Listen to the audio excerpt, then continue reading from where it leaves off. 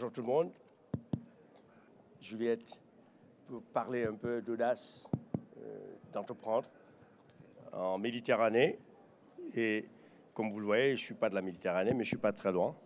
Je suis du Sénégal, je suis Papa Sarr, ancien ministre délégué général à l'entrepreneuriat pour les femmes et les jeunes au Sénégal. Et j'ai eu à piloter une structure dont le rôle était justement d'accompagner les startups, les PME à obtenir du financement, à entreprendre, à développer des écosystèmes au Sénégal et en partenariat avec d'autres pays. Aujourd'hui, depuis mars dernier, je ne suis plus à ce rôle.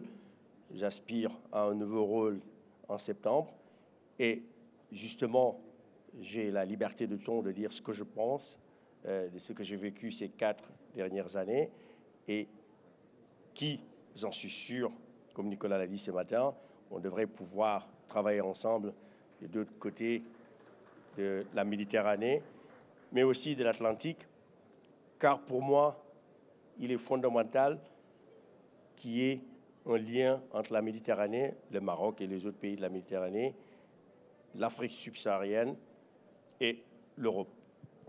La Méditerranée étant une zone tampon célèbre pour les questions de migrants qui transitent par là, qui échouent aux frontières de l'Italie, à Lampedusa, mais aussi en Espagne, pas loin, Ceuta et Melilla, avec une sous-traitance de ces migrants, il faut oser dire le mot, au Maroc, en Libye, en Tunisie, jusque plus haut, qui nous apportent des drames, et ces drames sont le fait de quoi? Il y a deux choses. La première chose, cette jeunesse qui a envie d'entreprendre, cette jeunesse qui a envie de traverser les frontières, cette jeunesse qui, malgré les barrières, malgré les frontières, malgré Frontex, malgré la police, malgré tout ce que vous voulez, parviennent à traverser pour aller de l'autre côté, en Espagne, en Italie, en France, etc. Eh bien, pour pouvoir stopper quasiment ces flux migratoires, ça ne sert à pas grand-chose, je veux le dire, de mettre en place des barrières, des protections, de la sécurité.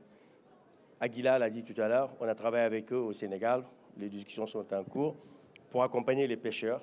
Ces mêmes pêcheurs, comme M. Remar disait tout à l'heure, qui vont jusque dans l'Alaska pour chercher du poisson s'il le faut, il faut leur donner la possibilité d'aller chercher ce poisson, le transformer, le stocker, le mettre dans des camions, traverser le Maroc pour aller jusqu'au Niger, au Burkina où il n'y a pas de mer, et reprendre du matériel pour le remonter jusqu'en haut. J'ai fait un clin d'œil à un compatriote sénégalais que nous avons accompagné, Tamsir Traoré, qui est dans la logistique, qui a osé venir s'installer au Maroc avec sa société et qui a aujourd'hui tout un champ d'action sur l'Afrique de l'Ouest.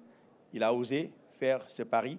Il y en a d'autres qui sont dans la logistique, dans les TIC. Je parlerai d'un Marocain N+1 Data Center qui est installé aujourd'hui à Dakar pour installer des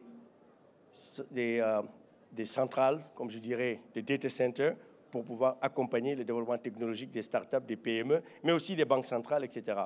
C'est ça, pour moi, le twist sur lequel, aujourd'hui, les acteurs de l'écosystème du financement, tels que BPI, France, ma future maison, l'AFD, devraient pouvoir joindre les forces dans la Team France, BPI, AFD, Business France, Expertise France, etc. Mais aussi les ressources qui sont en Europe, l'Union européenne et tous ces acteurs pour pouvoir mettre en place à la disposition de ces entrepreneurs les outils qu'il faut.